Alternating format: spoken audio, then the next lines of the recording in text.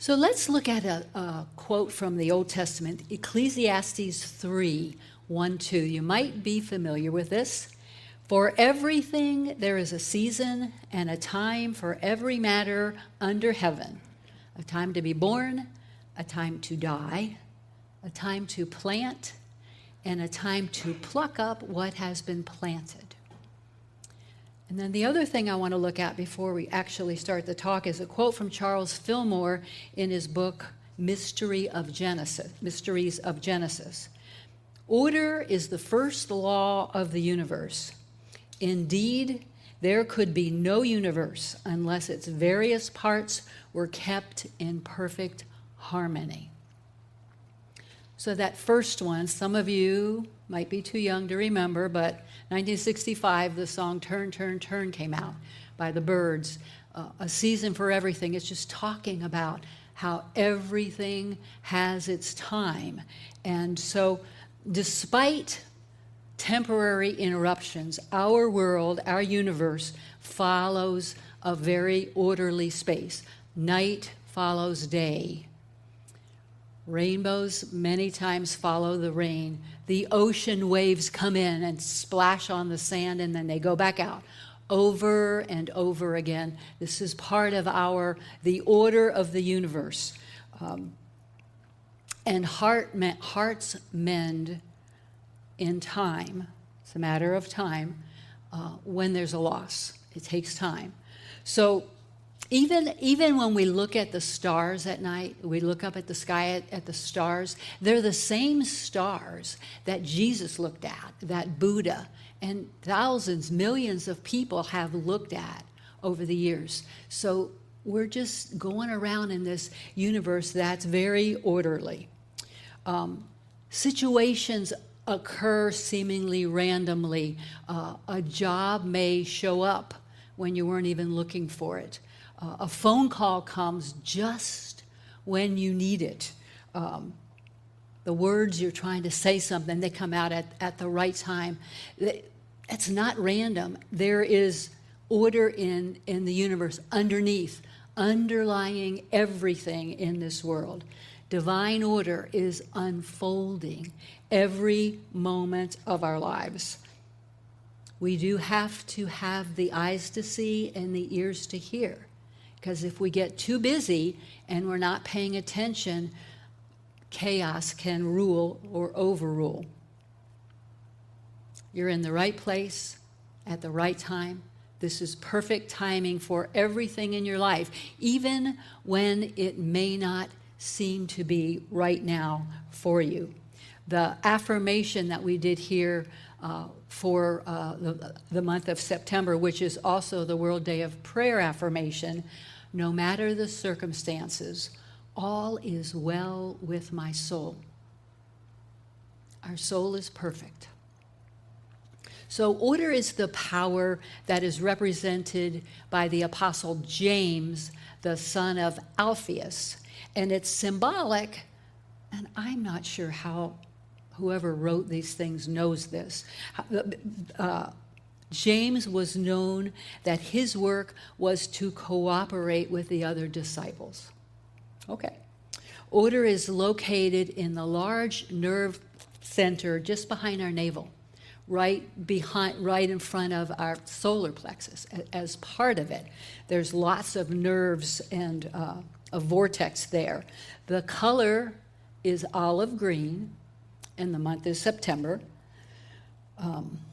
When order is overused, such as somebody that is totally meticulous about everything, every moment, OCD to the max, it becomes difficult to deal with that person, and it doesn't work for harmony. It actually brings about inharmony if it's overused.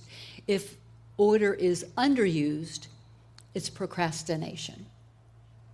We can all probably identify at times with both of them. Let's look at 1 Corinthians 14:40. Let all things be done decently and in order. That's by Paul in the New Testament, of course. So there's this theme of order that is being observed and noticed. And the order that we sense in the natural world is a material representation of our own spiritual intelligence, our own spiritual unfolding. When outer things seem random and unorderly, inside all is well. There is a space within us, that sacred space within us, where all things are possible. All things are possible. And we have to be reminded of that and use that more often. Life seems particularly out of order when a child dies before their parents, when a limb has to be cut off to save the rest of the body, when a pandemic spreads across the world and wreaks havoc and thousands, millions of people die. It makes us sometimes question life. Life seems unfair at those times. I'm sure we've have had that feeling from time to time. And often, hopefully not so much anymore, people explain these things away. Well, it was God's will that that child had to go to heaven. No, not true. Our human failure to comprehend divine order has led to superstition and anthropomorphizing God, making God in our image and likeness, instead of realizing that we are made in the image of God. God is not a superhuman personality out there that forces order upon us. God is order. God is order. And this is a quote from Linda Martellowitz's book, Divine Audacity, which I've used a lot. It's the order is the organizing power that sets into motion the sequence and harmony and peace of the world. Now, the truth is, and we all know this, even with divine order unfolding in our world, there's a lot of chaos and a lot of confusion and a lot of suffering and disorder. The anger and the hatred and the revenge and the stuff that can go on and does go on by some people all of the time, it leaves us mystified. It's tough. I'm sure you can understand that. I'm not downplaying the horror that can go on in this world, because it's there. But just realize that the human race consciousness that has been passed down from society to society, from family to family over the years, contributes to the negative things that are happening in our world. We may have beliefs and hold on to things that we're not even realizing can be affecting us. It takes us to actually become aware of that, to realize we need to make some changes. We need to change the unconscious thoughts that we have, recognize them, and make some changes. And that's where you can declare or decree divine order in your life. These are not just words. When we declare divine order, our whole body hears us. Our body reacts, and it actually, when we declare divine order, it activates the other 11 powers that we've been imbued with to start taking effect. And the one thing about divine order, and I think wisdom is the other one, it's very fast acting. We make that decree inside of us. We say it out loud if need be, and things start to change. The highest form of prayer is to give thanks for the divine order that's unfolding, even if you can't see it at the moment.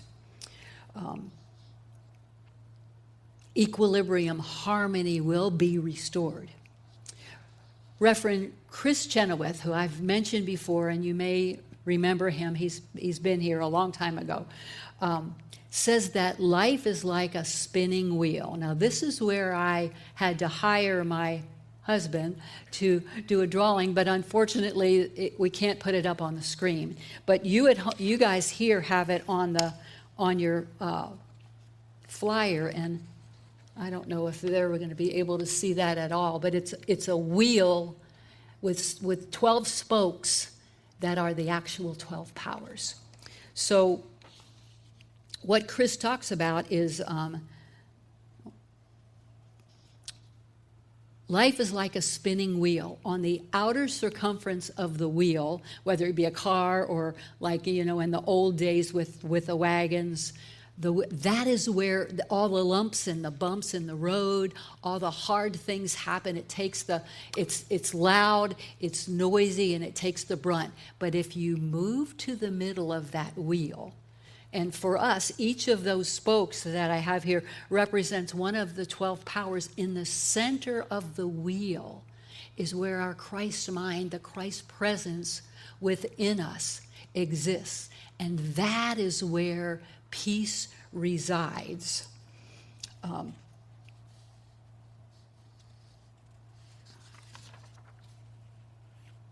That is where absolute stillness can reside when we move there, when we turn away, and we can actually look back out sometimes when we've reached that place of peace and harmony and see other people that are still on the outside of the wheel, so to speak, that are in the middle of all of the confusion and chaos that can occur easily in our lives if we're not paying attention.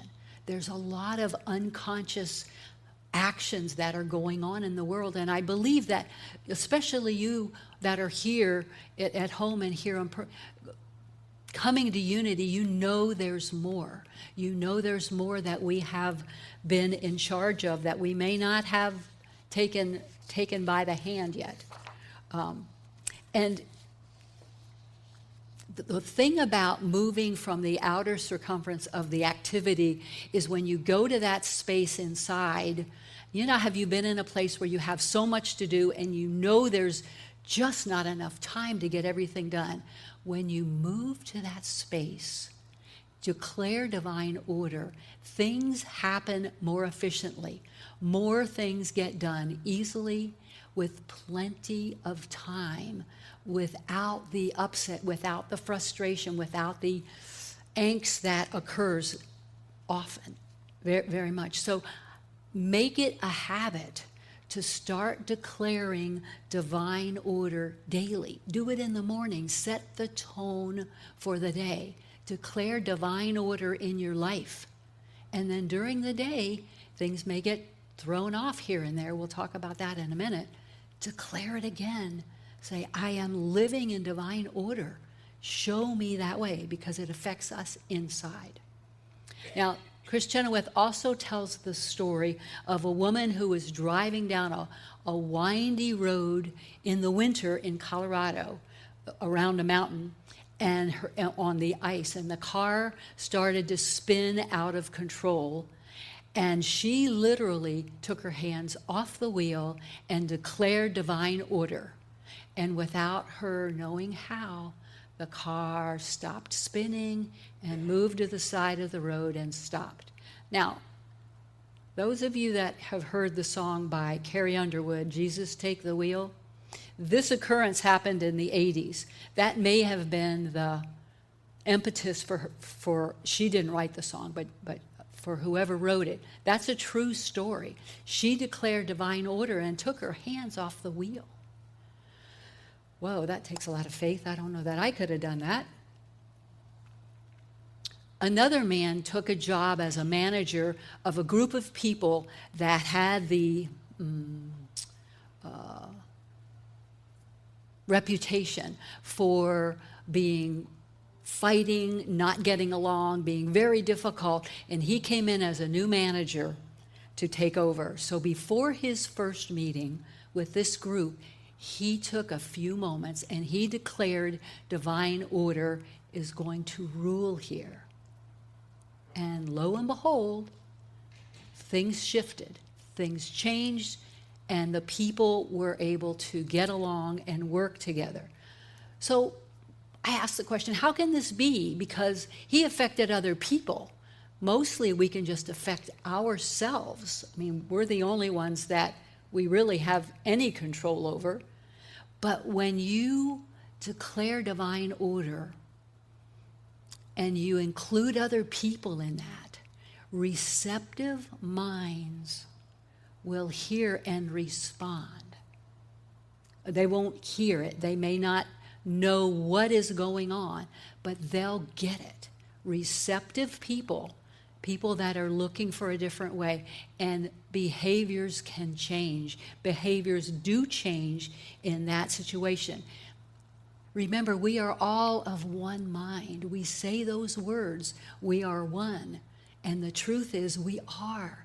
And at that level, that's where that change can take place.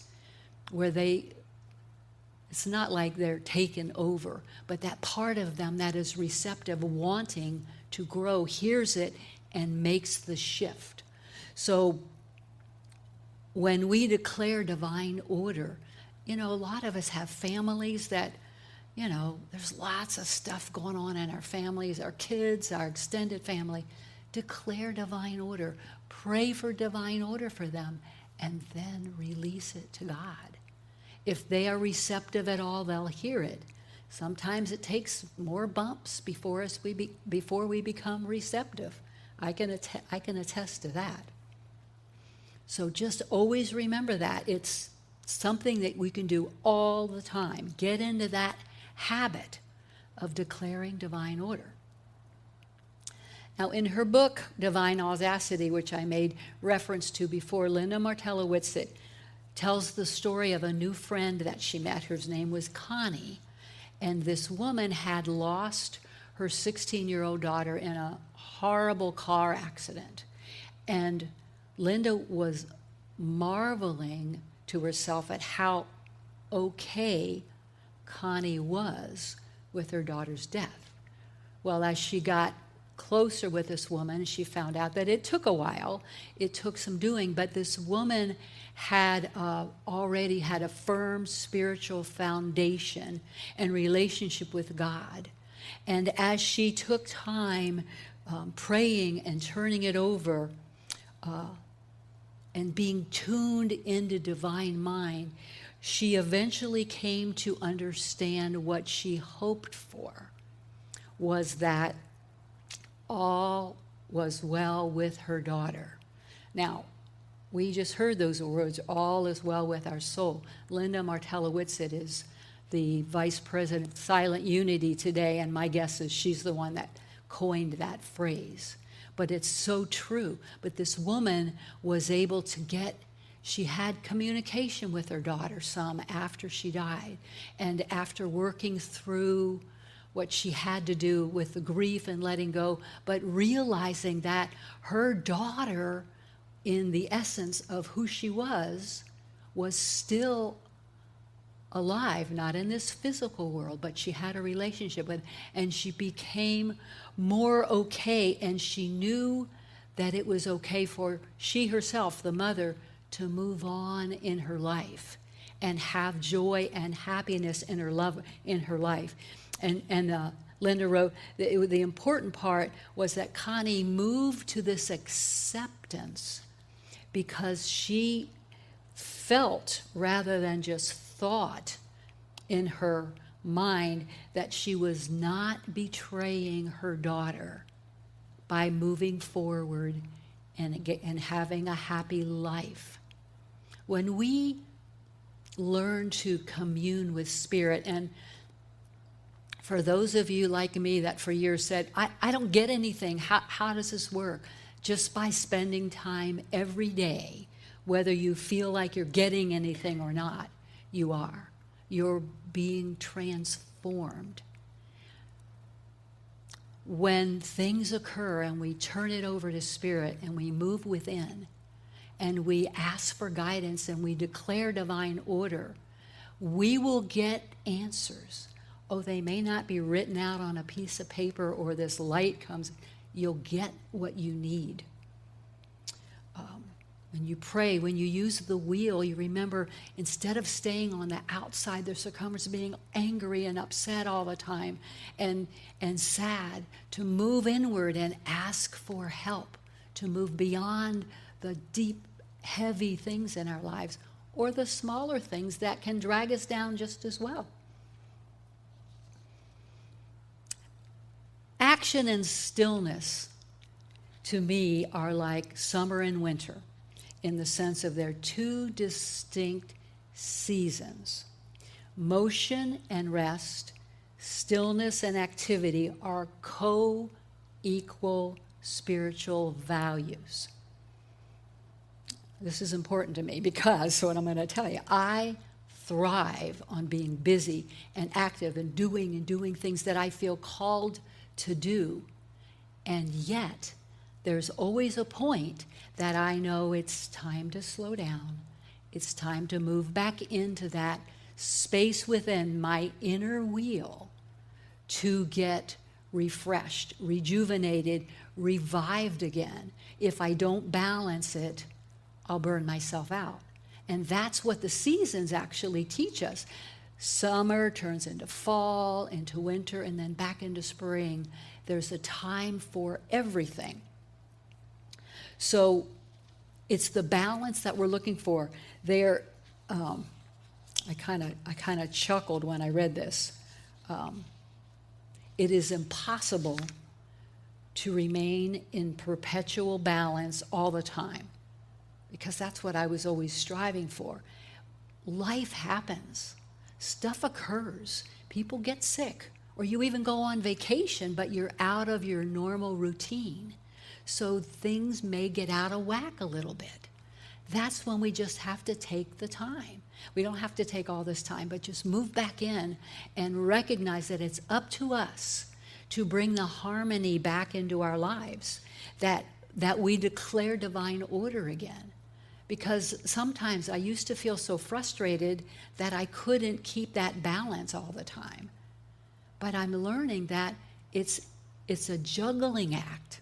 Sometimes every day or a week or a month at a time. We work really hard not to overload our schedule, and yet sometimes there's a week that things boom, boom, boom, boom. There was no getting away from it. So after those times, we take time for rest. That's all that you're asked to do. Pay attention to your body. Pay attention to your intuition within you. A divine plan is unfolding in your lives. All of you have an amazing purpose on this planet. You are contributing to the uplifting of mankind. How are you doing that? By living your lives, by doing the best you can to set your own life in order as often as you can.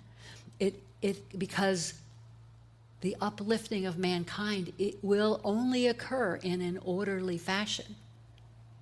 So when you work at this, you accomplish two things. One thing is you learn how to serve. What is yours to do? There are so many jobs for each of us to contribute to, and they don't look the same for each one of us. Some of us might say, oh, that's really a big thing. I only did this little thing over here. Whatever you do contributes to the uplifting. Whatever you do that helps anyone, including yourself, contributes to the uplifting and the order of the universe, of our world. You know, when we were born, of course, I forgot to mention this when I was telling you about order being at our navel. When we were babies, we were attached to our mothers through the placenta, the cord in which we were fed nutrition.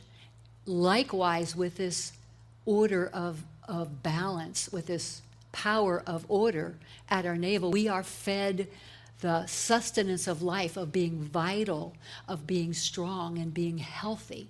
And that's what happens when we call forth this order. When we were born, we didn't come with manuals. Our parents had to figure out what to do with us and how to teach us and feed us and learn how to grow. Some of our parents did excellent jobs. Others, not so well. In the same way, I mean, it's true. In the same way,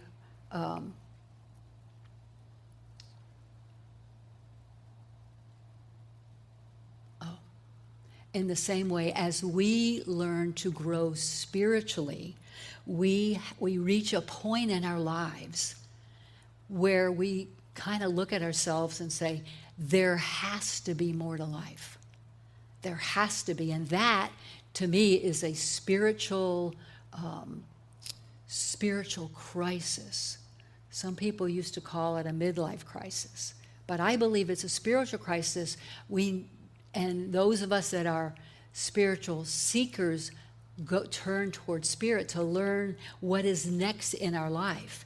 In Luke 2:52, and this was right after Jesus was lost by Mary and Joseph, and they found him in the temple teaching. And it says, and Jesus grew in stature and in his wisdom and in favor with God and man. So the growth that Jesus underwent in that period of time from 12 to 30, I think was a little bit more intense than most of us go through. And he grew in different ways. But as we grow in our wisdom and our spiritual knowledge, we begin to realize that we play some role in affecting the outcomes of our lives and in society as well. That we learn that we can greatly affect those things by paying attention to that inner voice within us, the guidance, and to our bodies. It affects our mind, it affects our bodies, it affects our emotions. When we get information to help us smooth the way through. That's why we read books. That's why we have classes to help us learn, because as our parents didn't have manuals when we were growing, when they had us, we do. We have a lot of people that are still living that can help us, books and manuals and classes and Zooms. So be willing to learn. And then, of course, for today, decree divine order often. Because when we do, like I said, it's a pretty fast acting order. We'll get information. And if we follow it, things will change. So I have some principles here that I'm just going to touch on that help us understand divine order. And the first one is, and this is important, I think, divine order is not responsible for catastrophic occurrences, the loss of a loved one, the death of a baby, suffering in this world. Human race consciousness creates that. The human part of us creates that. And sometimes it's a mystery as to why things happen. We don't know. And looking for the answers sometimes can block us from moving on. And the truth is, if there's a little part of you that believes, that may still hang on to, well, God sent this for me to learn a lesson, it might be hard for you to go to God and ask for help. So I would suggest, if you're recognizing that might be part of what's hanging on, pray about it. Go within that the middle part of the circle and ask for clarity and guidance.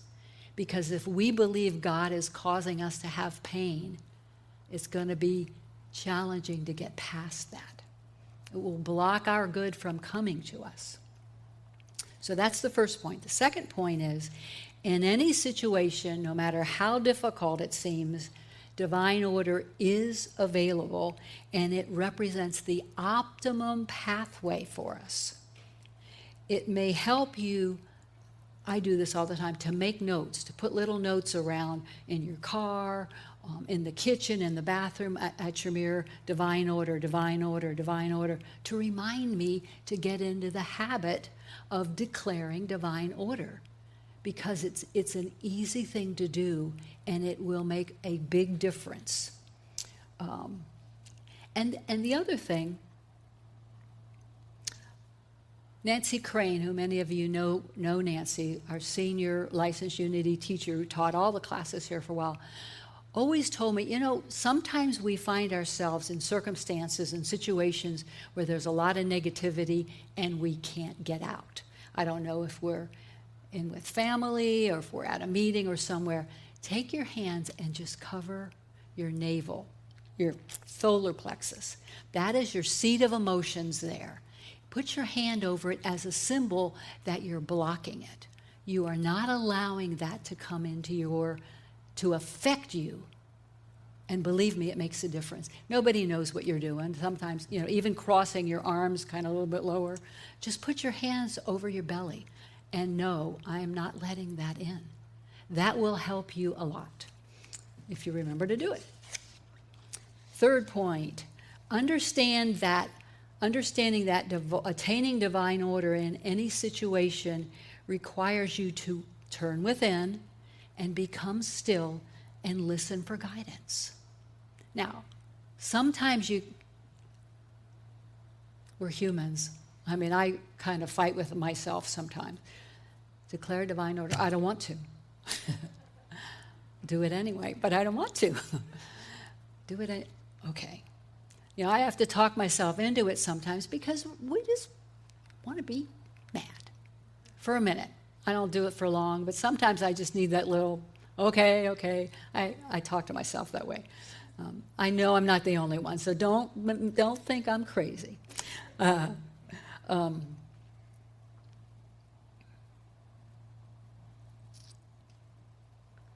Know that divine order also works in the healing of our body as well.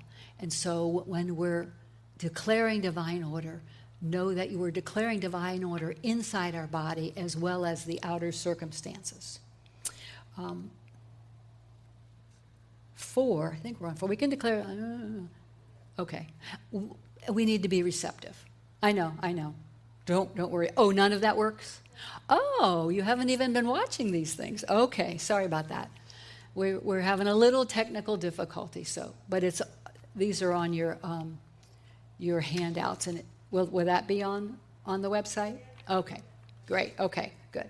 Charles Fillmore in Mysteries of Genesis wrote, even in the small details of life, such as dress, conversation, eating, sleeping, and working, system and order enable one to have a richer and fuller life. So this is about our whole life. This isn't about the big things only or the really, really hard things. It's for our lives every day. Whatever you need help with, divine order. Show me divine order and I'll do it.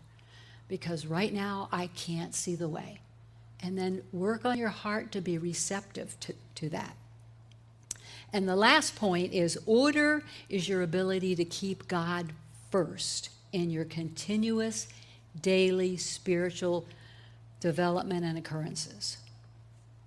How do you do that? How does one find order and proper sequence under pressure? Well, you can either declare divine order or just say God first. God first. Just remind yourself of what's important in your life, of who, and who, I don't mean a person, but the spirit behind each and every one of us.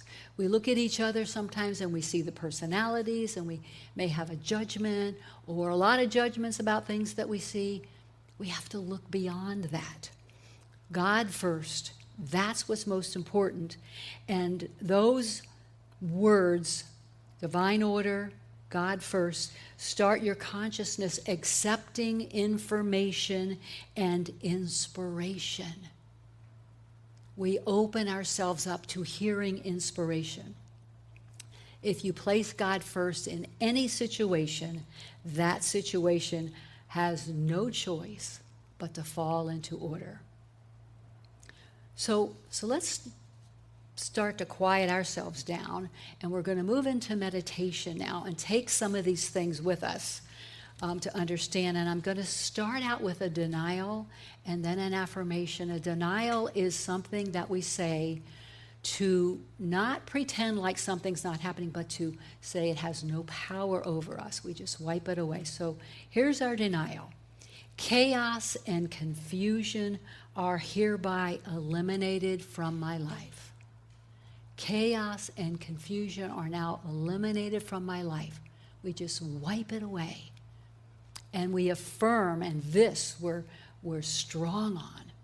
God is first in my life and revealing my very next step right now. Divine order is reestablished. God is first in my life and is revealing my very next step right now. Divine order is reestablished. So let's take a breath. Oh, and as we move our attention inward to that sacred space within, we declare there is one presence and one power in the universe and in my life. God the good, omnipotent, one presence and one power. God first.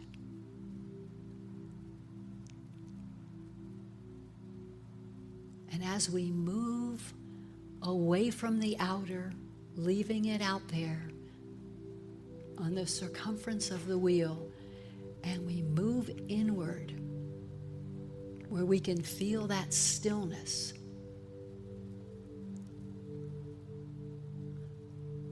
I want you to focus your attention on the wonderful order in your body, the bones and the skin and the muscles, the vortexes of energy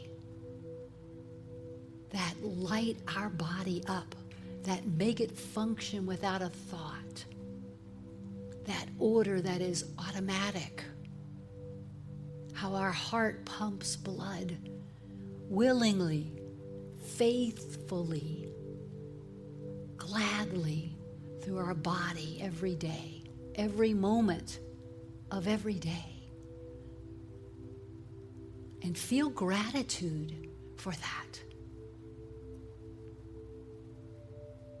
We are grateful that we don't have to think about these automatic, beautiful things in our lives. And then allow this golden white light to come in through the crown of your head as we begin to activate this power of order. And that light comes down and it moves to the front of our head, the forehead area where our conscious mind resides, so that it can be aware of what's going on. And that energy moves throughout your body, down to that space around your navel, that space of vitality and energy and strength. And this white light turns into this olive green light of this order, of this power of order.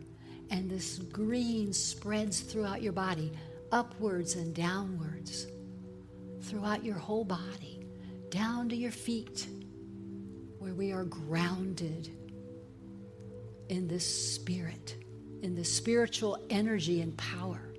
And we feel it flowing through our body, every cell and tissue, and we declare,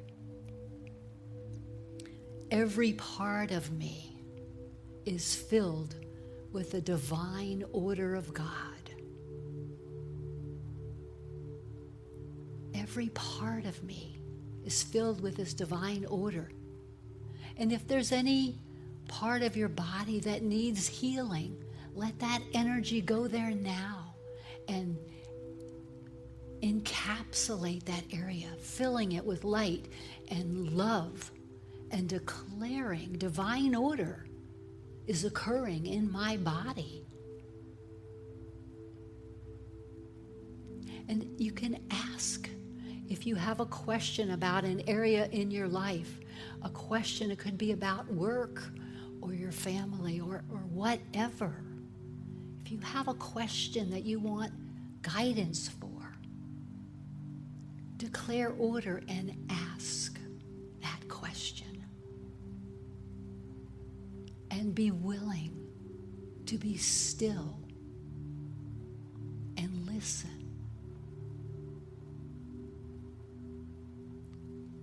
You will get an answer. Maybe right now, maybe later. You'll get it in the stillness, through the stillness, and then it'll show up in your life. Divine order is rushing through my life. I am willing, I am receptive, I am open to divine order. Help me when I'm not. Help me when my humanness takes over to be open and willing. To know that the power of that ever-present vibration of unconditional love is always available to us. Always. We are never alone, never. Unless we choose to be, unless we close ourselves off. So as we are in this moment, at this time, with our hearts and our arms and our minds open to the Christ within, to that power of God, to that power that is God.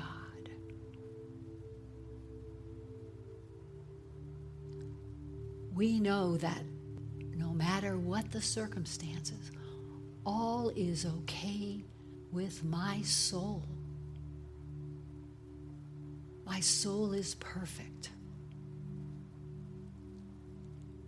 Anything on the outer of us, the personality, the physical part, can be transmuted and changed by the amazing power of our soul. And the order can be restored at any time. One step, one day at a time.